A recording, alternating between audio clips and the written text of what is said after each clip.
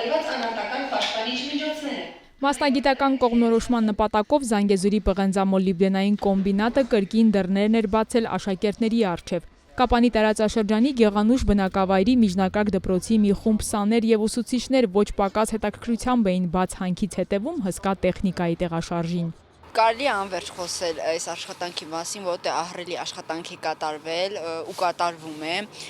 Իսկապես չես պատկերացնում տան նստած, բայց երբ մոտիկան մեզ տեսնում ես, այս ամեն ինչը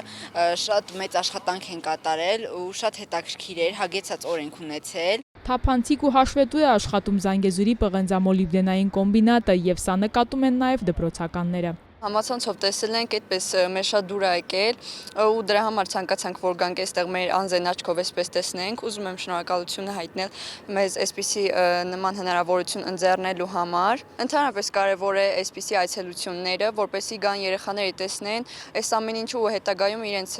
մասնագիտության հարցում կարողանան ճիշտ կողմնորոշվել։ Տարիներ առաջ չկար այս հնարավորությունը երեխաների հետ գալ, տեղում տեսնել խոշոր ընկերության աշխատանքը, խոսել մասնագիտության մասին եւ փորձել շահագրգռել դպրոցականներին, ասում է մանկավարժ Մերիղոնյանը։ Հիմա ամեն ինչ այլ է։ Այսպիսի այցերը շատ կարևոր են եւ շեշտը դրվում է հենց մարզում, հենց համայնքում գործող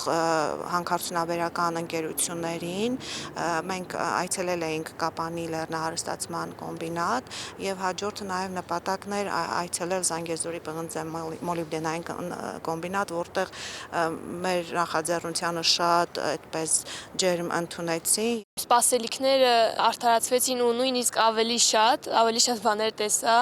Վաղուց էի հետաքրքրված այս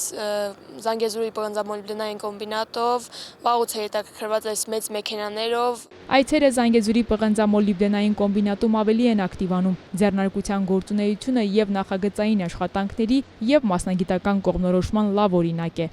Հերմինե Միքայելյան, Ռոբերտ Օհանջանյան, Սյունիք լուրեր։